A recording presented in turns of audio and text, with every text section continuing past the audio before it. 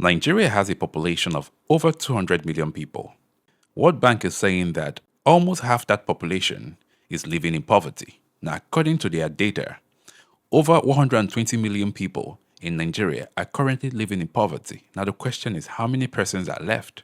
Secondly, World Bank just listed the Nigerian's naira among the worst performing currencies in Africa. We are not surprised. We know already. The funny thing here is that the same World Bank that listed the Nigerian naira among the worst performing currencies in Africa, the same World Bank that released a data saying that half the country in Nigeria are living in poverty, the same World Bank is asking the Nigerian people not to oppose the economic reforms of President Bola Ahmed Tinubu.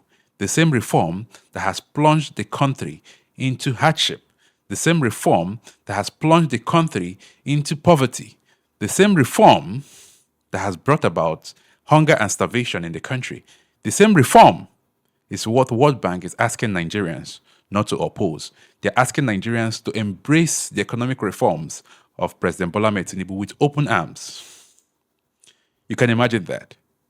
Now let's talk about where the World Bank is coming from. The question is, will the Western governments and European governments carry out economic reforms in their countries that will plunge their people into poverty? Will they carry out economic reforms that will deliberately increase the hardship in their countries? No, they will not. They will find a better way to go around it to ensure that their people are comfortable while economic reforms are taking place. Because as long as there's government, things will happen. But no, in Africa, anything goes. So the people in Nigeria have been plunged into poverty. Half the population, according to their data, is currently in poverty. It can even be worse. Okay? The naira is among the worst in Africa.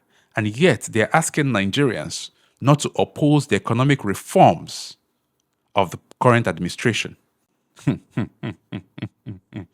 Wow. Wow.